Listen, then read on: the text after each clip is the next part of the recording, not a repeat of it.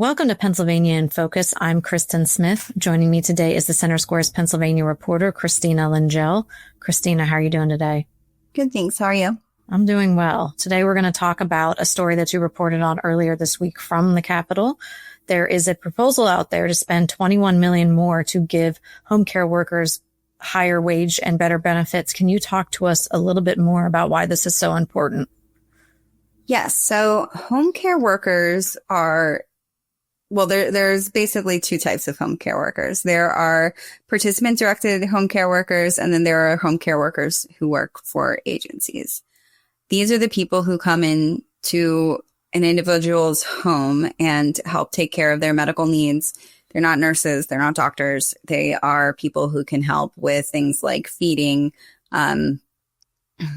They can help in terms of hygiene, in terms of doing chores throughout the house, and just really helping people to get through the business of living their day-to-day lives. So this really helps with people who have disabilities, people who've had injuries, and people who are, elderly and need that kind of care.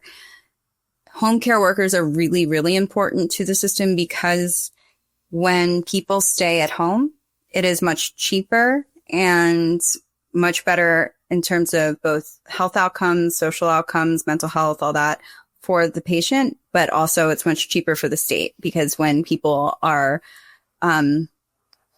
in a hospital setting or an institutional setting, it can cost upwards of like $600,000 annually, whereas when people have care at home, it's usually averaging between $100,000 and $200,000 annually. So it's a big difference. And these are people who are paid through Medicaid reimbursements. So they're not making a ton as it is. They on average make between like $13 and $14 an hour. And that's all money that's reimbursed through Medicaid. So there's a cap to how much they can earn or how much Medicaid will reimburse them or an agency for their work.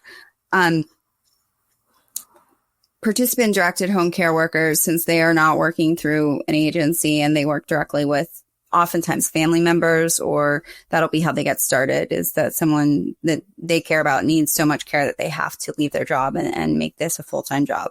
Overall, the $21 million would be going towards that specific sector of workers. So it would really help them in terms of being able to have paid time off and being able to increase their pay some. There are certainly other issues that people would like to see addressed, like increasing the cap and certainly increasing spending on the whole totality of home care workers, not just the participant-directed care workers. And even though 21 million might sound a lot to the average person, it's not actually that much, right? Yes, it's a very small percentage of what Governor Shapiro's own administration said is required. So they did a study in February that analyzed wages for this. And not only are we behind compared to other states, but I think we would need over $370 million to even start to catch up based on the study. Wow. So it's like a drop in the bucket. Yeah. Well, we'll continue to follow this issue as well as all of the other pressing healthcare and safety net issues that are plaguing Pennsylvania. To follow that and more, follow us at thecentersquare.com/Pennsylvania. Thanks for joining us today, Christina. Thanks.